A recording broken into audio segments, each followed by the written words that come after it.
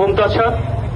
বিপ্লবী উপস্থিতি, এই চট্টগ্রামের আজকের এই প্রতিবাদ কর্মসূচিতে এসে আমার মনে হচ্ছে যে বাংলাদেশের সনাতনীদের অবস্থা এরকম যে আমাদের প্রত্যেকটা শুক্রবার যেন কাটে শুধু প্রতিবাদ কর্মসূচিতেই। গত শুক্রবারও কিন্তু আমরা এই প্রতিবাদ জানিয়েছি এই বিষয়টি। আজকে এখন এই শুক্রবারও আমরা ঠিক সেম আমরা প্রতিবাদ জানাচ্ছি। অর্থাৎ আমরা দেখছি যে আমাদের এমন একটি কলের মধ্যে ফেলে দেওয়া হয়েছে যে প্রতি সপ্তাহে বা প্রতি নিয়মিতভাবে এমন ঘটনা ঘটে যাচ্ছে যে আমাদের এই শুক্রবারগুলোতে যে মানুষ যে একটু শান্তিতে থাকবে, সেই শান্তিতে থাকার কোনো জো নাই। এমন একটি বিষয় নিয়ে আমরা এসেছি আজকে প্রতিবাদ করতে। আপনি দেখুন, সেটি যে বাংলাদেশ সংবিধানকে পুরো আঙ্গুলি দেখিয়ে কিছু মানুষ, কিছু মৌলবাদী মব সন্ত্রাসী, তারা যে কাজগুলো করেছে, তারা বাংলাদেশ সংবিধানের 2 ক কে ভঙ্গ করেছে, তারা বাংলাদেশ সংবিধানের 12তম অনুচ্ছেদকে ভঙ্গ করেছে এবং তারা সর্বশেষ 41তম অনুচ্ছেদকে বাংলাদেশ সংবিধানে তাকে পুরো আঙ্গুল দিয়েছে। এবং সেখানে যে বলা আছে 41তম অনুচ্ছেদে যে বাংলাদেশের যে কোনো নাগরিক, যে কোনো ধর্মাবলম্বী তার যে কোনো ধর্মীয় প্রতিষ্ঠান সে করতে পারবে, নির্মাণ করতে পারবে, পরিচালনা করতে পারবে, স্বাধীনভাবে যে কোনো কিছু করতে পারবে।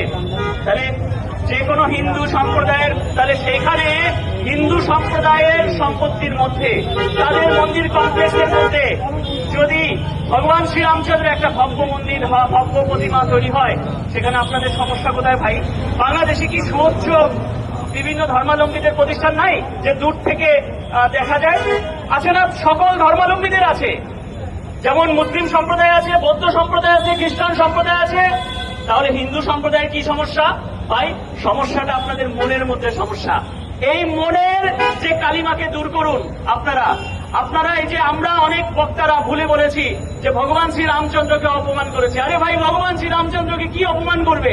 তিনি তো ভগবান, তিনি সবকিছুর ঊর্ধ্বে, তিনি দ্রষ্টা পুরুষ, তিনি সুখ দুঃখ সম দুঃখ সবকিছুকে তিনি দেখেন, তিনি তো কর্মফল বিধাতা। তার আবার কিসের অপমান?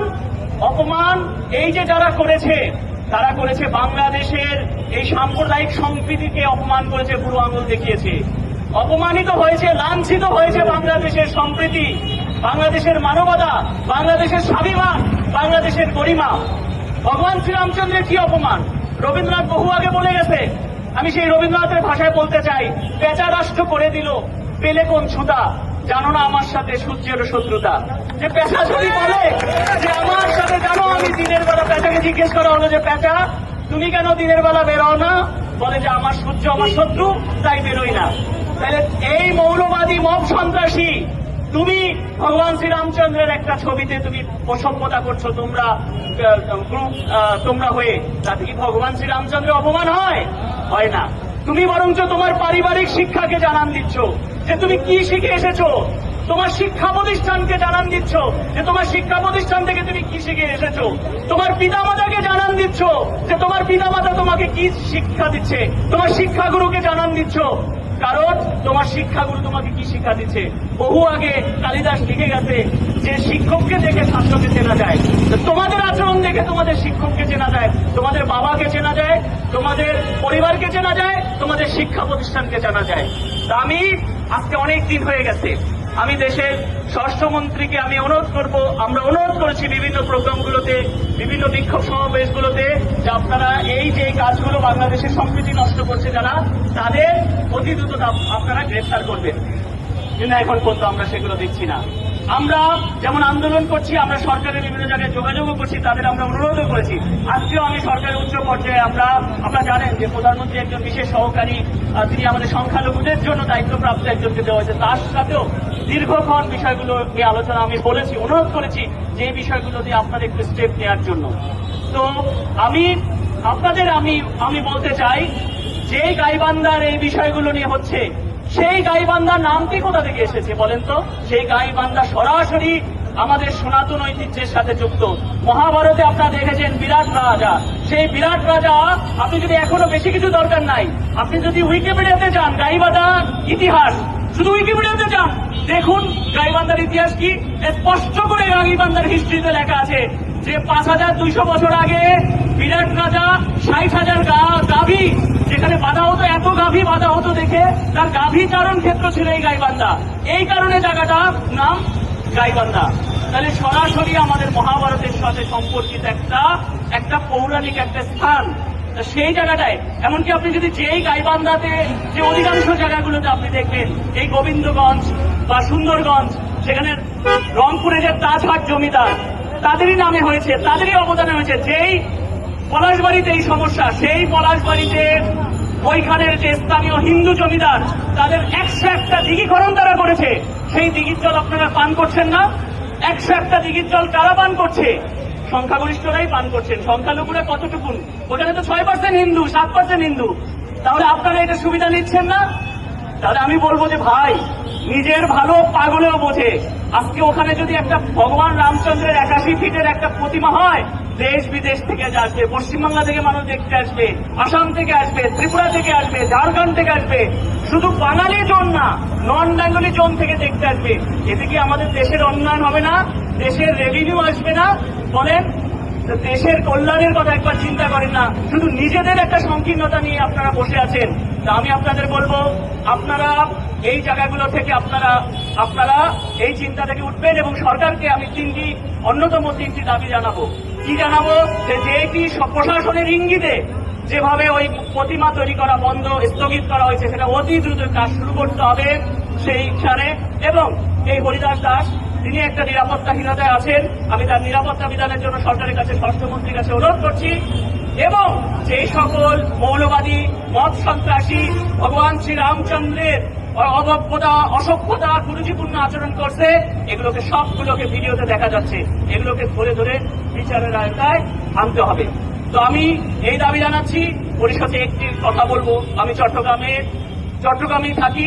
তো আপনারা দেখেছেন, আমি বক্তব্য দেওয়ার আগে যত মানুষ বক্তব্য দিয়েছে, অনেকেই সবার একটা কমন দাবি ছিল, আপনারা লক্ষ্য করেছেন। বলেন তো সেই কমন দাবিটা কি? বলেন তো। চিন্ময় কৃষ্ণ দাস ব্রহ্মচারীর মুক্তি। যত বক্তা বলেছে একটা কমন দাবি। তা আমরা এই চট্টগ্রামের মাটি থেকে চিন্ময় কৃষ্ণ দাস ব্রহ্মচারী এবং ওনার সাথে এই চিন্ময় কৃষ্ণ ব্রহ্মচারীর সাথে আরেকজন ব্রহ্মচারী রঙ্গনাথ, এদের এরকম ভাবে তারা মিথ্যা মামলায় তারা বন্দী কারাবন্দী আছে, তাদের মুক্তি দাবি করছি। এবং চট্টগ্রামে যত মিথ্যা মামলা দিয়ে প্রচুর মানুষকে, প্রচুর যুবক তরুণকে গ্রেফতার করেছে, সেই মামলাগুলো প্রত্যাহার সরকারের কাছে অনুরোধ করছি যে আপনারা বসে এরকম আপনারা একটা কমিটি করে যাচাই বাছাই করে এই মামলাগুলোকে প্রত্যাহার করুন এবং সংখ্যালঘু হিন্দু সম্প্রদায়ের মনে কিছুটা একটা মনের হৃদয়ের মধ্যে তারা যেন একটু শান্তি পায়। কারণ এই বিষয়গুলো যদি হয় তাহলে তারা শান্তি পাবে। এবং আমি এই চিন্ময় কৃষ্ণ দাস ব্রহ্মচারী ইসকনের সন্ন্যাসী, আমি ঢাকা ইসকনের এই যে চারুচন্দ্র দাস ব্রহ্মচারী সাধারণ সম্পাদক, তিনি সহ চট্টগ্রামে 3টি বড় বড় প্রতিষ্ঠান, প্রবর্তক মন্দির, নন্দনকানন মন্দির এবং পুণ্ডরীধাম মন্দির, এই 3 মন্দিরের অধ্যক্ষ সহ ঢাকা চারুচন্দ্র সহ আপনারা 4 জন মিলে বসে সরকারের সরাসরি চিন্ময় কৃষ্ণ দাস ব্রহ্মচারীর মুক্তির ব্যাপারে আপনারা কথা বলবেন। আপনারা ব্যক্তিগতভাবে হয়তো আপনারা ভেতরে কাজ করছেন, কিন্তু আপনারা প্রকাশ্যে চিন্ময় কৃষ্ণ দাসের আপনাদের কাছে অনুরোধ করছি, আমরা সনাতনী সম্প্রদায় যেহেতু চিন্ময় কৃষ্ণ দাসের মুক্তি কামনা চাচ্ছি, সকল প্রোগ্রামে চাচ্ছি, আপনারা প্রকাশ্যভাবে কৃষ্ণ চারুচন্দ্র দাসের নেতৃত্বে চট্টগ্রামে বৃহৎ 3টি মন্দিরে আপনারা চিন্ময় কৃষ্ণ দাসের মুক্তি চাইবেন বলেন।